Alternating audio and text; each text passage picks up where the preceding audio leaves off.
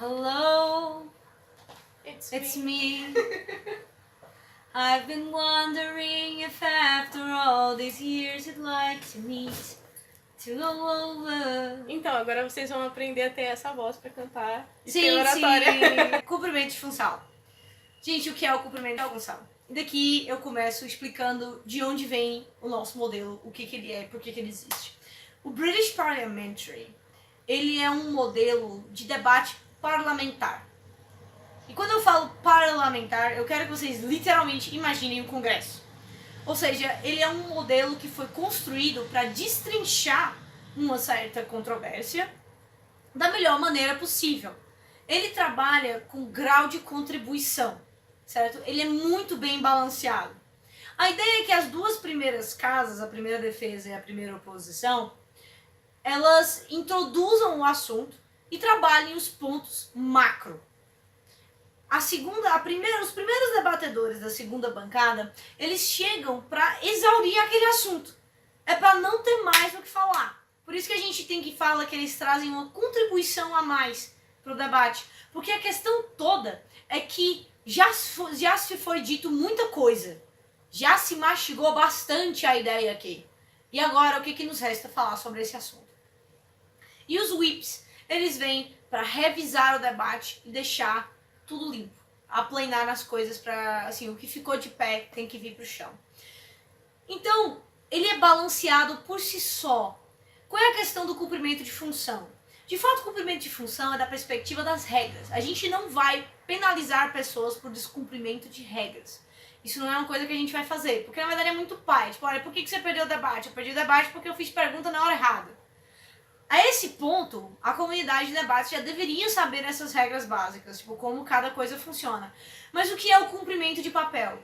Basicamente é você conseguir se manter relevante durante todo o debate. Então, a primeira defesa, ela tem uma função, que é o quê? Introduzir o tópico, é para todo mundo saber sobre o que é aquele debate. Uma frase que eu repito muito, um debate é uma conversa ordenada entre cavalheiros e damas. É uma conversa porque é um tema único, todo mundo sabe qual é esse tema. Ela é ordenada porque ela precisa seguir padrões técnicos. E ela é entre cavalheiros e damas porque nós não nos referimos a pessoas. Nós nos referimos a ideias. Eu não venho aqui criticar o outro deputado, não venho aqui criticar o cara da defesa ou alguém da plateia, eu não venho criticar indivíduos, eu venho criticar ideias e proposições. Então por que isso é importante? Porque o cara da primeira defesa traz para você sobre o que é que a gente vai conversar. O que é que significa uma boa definição? É a pessoa deixar muito claro sobre o que é que a gente vai debater. É só isso, você não precisa demorar muito tempo a definição. A definição é uma coisa que pode levar 30 segundos dependendo do debate. A ideia é que todo mundo saiba sobre o que é que a gente veio falar. Olha, nós viemos aqui resolver esse problema, esse debate é sobre isso. Então, a ideia é que o definidor consiga fazer com que todo mundo saiba para onde tem que apontar os argumentos. A primeira oposição vai dizer de que maneira a oposição se opõe, basicamente. Eu sei que essa frase parece meio confusa, mas é mais ou menos isso. É estabelecer a instância em qual a oposição vai se opor. Ou seja, nós somos inteiramente contra essa ideia. Ou, nós não gostamos dessa ideia porque tem alternativas melhores, mais baratas, mais úteis, mais eficientes. Ou qualquer outra forma, a ideia é dizer como a oposição se opõe. Eles estabelecem esse chão, eles enraizam o debate. E logo em seguida, vem as pessoas que vão complementar, ou seja, vão continuar essa linha argumentativa, apontando para o mesmo tópico. Aí vem a extensão. A extensão é contribuição nova para o debate. Por que ela é tão desafiadora? Porque você precisa continuar sendo relevante dentro do debate. Tipo, olha, já vinham esses argumentos aqui antes. Não é uma questão única e exclusiva de ser inovador. Você tem que inovar o debate. Trazer sangue novo para o debate. Trazer ares novos para o debate. Porque o que estava na primeira bancada já foi super mastigado. Você pode refutar o que estava na primeira bancada, você pode aproveitar uma linha argumentativa da primeira bancada, mas isso não pode continuar sendo feito na segunda bancada. Você tem que ser novo de alguma forma. Por quê? Porque aí você analisa o seu grau de contribuição para esse debate. Em relação aos whips, como é que o whip pontua? O IP não pode trazer argumento novo, ou seja, ele não pode trazer aquela construção, ideia, fundamento, que não tinha sido mencionada. Ele pode trazer, ele pode refundamentar e referenciar uma ideia que já foi trazida antes, mas ele não pode trazer argumento novo. Como é que o IP faz ponto? Duas coisas, raciocínio e referência. Ele refuta e faz referência. O raciocínio aqui que eu digo é que numa contra-argumentação é construção argumentativa. Você vai analisar a habilidade daquela pessoa de contra-argumentar, de fazer uma construção em oposição ao que estava antes, ou reaproveitar, dar uma nova vida para os argumentos que foram trazidos, né, para os debatedores anteriores. Então o que o IP faz? O IP refuta e o IP traz referência. E mostra que a bancada dele é mais coerente, é mais verossimilhante do que a bancada de oposição. Então, gente, como é que você vai analisar cumprimento de função na real? O que você vai ver é se a pessoa conseguiu se manter relevante dentro do debate. Se ela continuou contribuindo para o debate.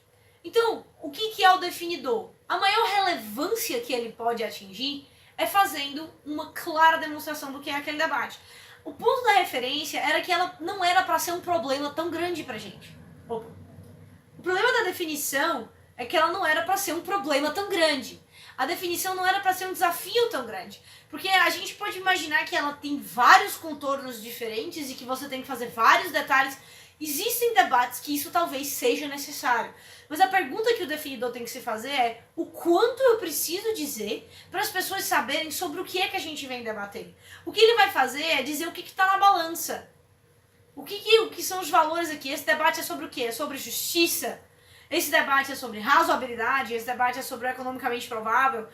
Sobre o que é esse debate? Qual é o problema que a gente veio resolver nesse debate?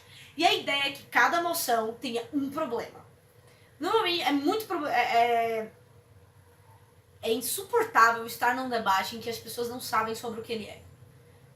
Todo mundo traz argumentos sobre coisas diferentes e fica super confuso. Dá muito trabalho, inclusive, para a adjudicação. Então a ideia é que a moção tenha um debate e o definidor explique o que é esse debate. E que ele não precisa levar muito tempo nisso. O nosso maior foco tem que ser na construção argumentativa do cara.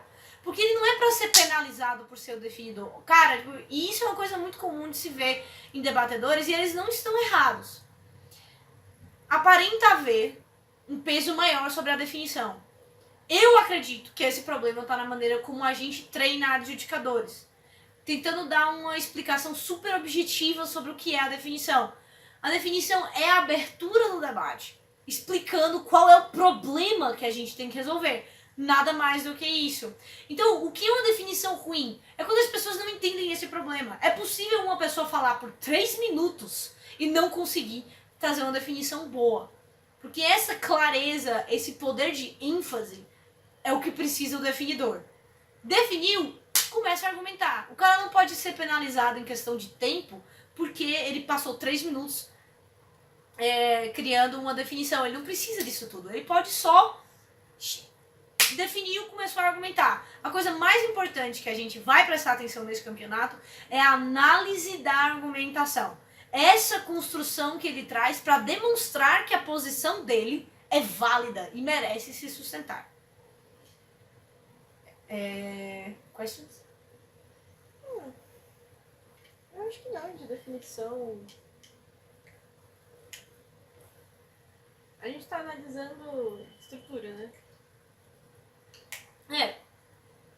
Acho que um ponto que é importante de frisar é a maneira como vai adjudicar isso, tipo.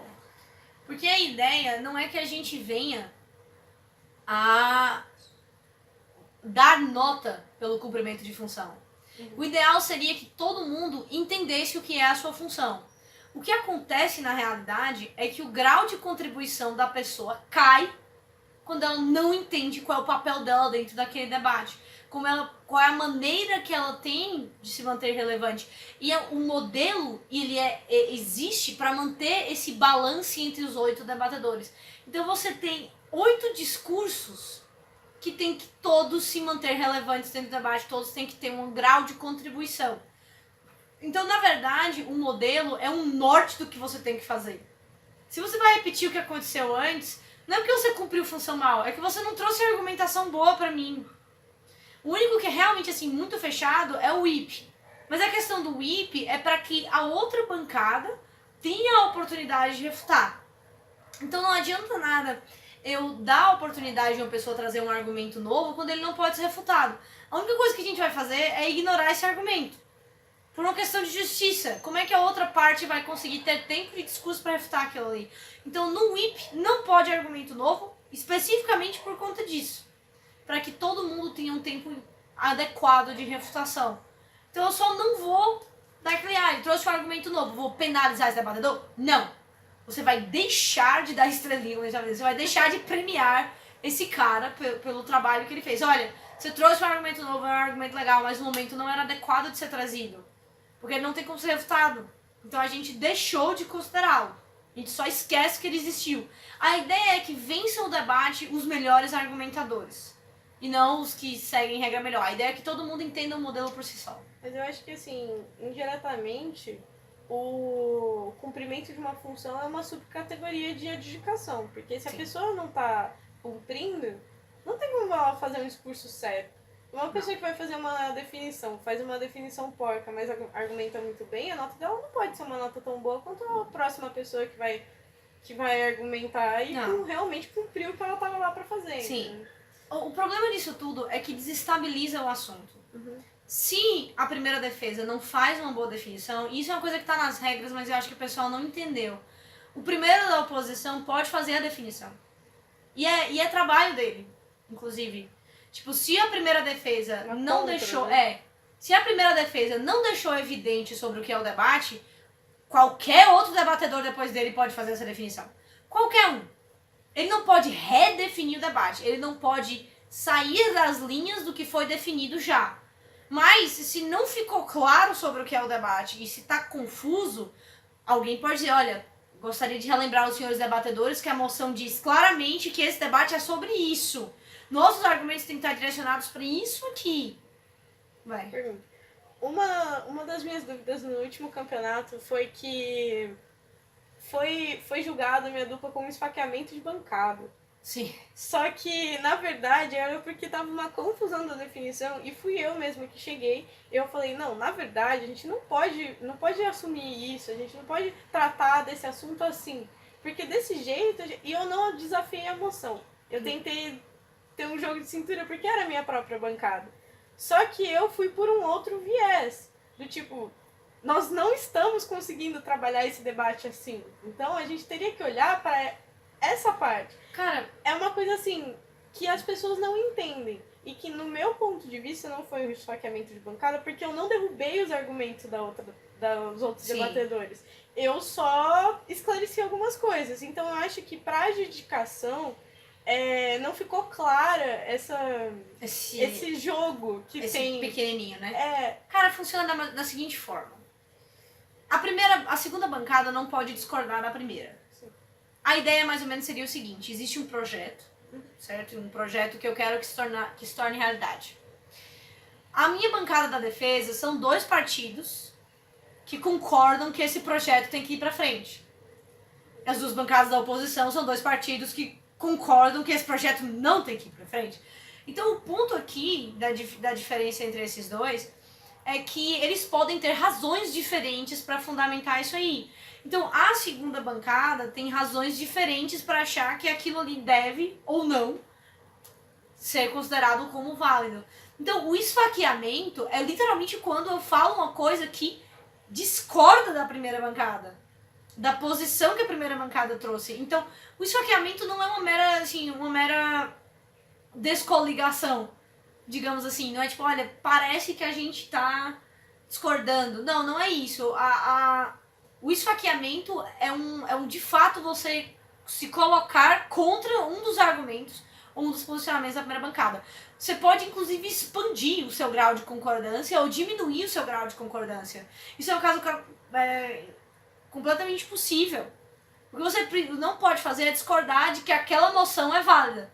Aquela moção é válida, a gente concorda com a primeira bancada, essa moção tem que ser considerada como verdadeira por essas razões aqui. E a gente ainda vai além, você pode ir além. Tipo, você pode abrir isso aí. O que você não pode fazer é contra-argumentar a sua bancada. Então, tipo, como é que a bancada, como é que a adjudicação tem que ver essa questão do esfaqueamento? É que você não pode refutar a sua própria bancada. Você pega esse argumento e você desce a nota dele ou você considera ele como não existente. Tem essas duas possibilidades. Porque o problema do esfaqueamento de bancada não é que ele é uma coisa que está especificamente em regra. Ele é uma questão de postura. Como você se põe em relação aos outros debatedores. E isso dificulta bastante a adjudicação, de fato. Então, a minha dica para os adjudicadores e para os debatedores que venham a assistir esse curso é que tenham cuidado com com a posição da bancada que vem antes da sua e entenda de que maneira ela concorda ou discorda da moção. Que é isso que você tem que seguir. É esse o seu referencial. Não especificamente a argumentação em si. Agora, se o cara refutou um argumento da primeira bancada, ou ele falou uma coisa que completamente desprova a primeira bancada e que é tipo uma enorme contradição argumentativa, isso é esfaqueamento de bancada, a nota da bancada deve cair.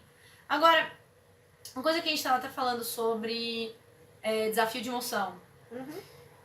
Desafio de moção, ele tem que ser visto da seguinte maneira. Eu não vou penalizar a bancada que foi desafiada. Então, suponhamos que a primeira defesa vem, faz uma definição trash, a segunda oposição, a primeira oposição desafia. Bom, mas se a definição tá tão ruim que foi desafiada e tem um motivo, foi explicado por que tá sendo desafiado, sim, com certeza a nota já não vai ser alta. Né? Não, mas entenda por que a nota não é alta. Ela não é alta só porque o cara fez merda.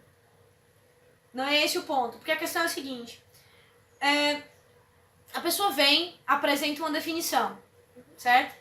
Essa definição é desafiada. Eu não desafiei os argumentos dele. Eu desafiei a definição dele. Ele tornou aquela moção indebatível. E eu apresento uma nova definição. Por que a nota da primeira bancada acaba sendo mais... Do primeiro argumentador, isso é importante. Por que a nota do primeiro argumentador, ou dos argumentadores que precederam, cai? Porque muitos argumentos perdem relevância.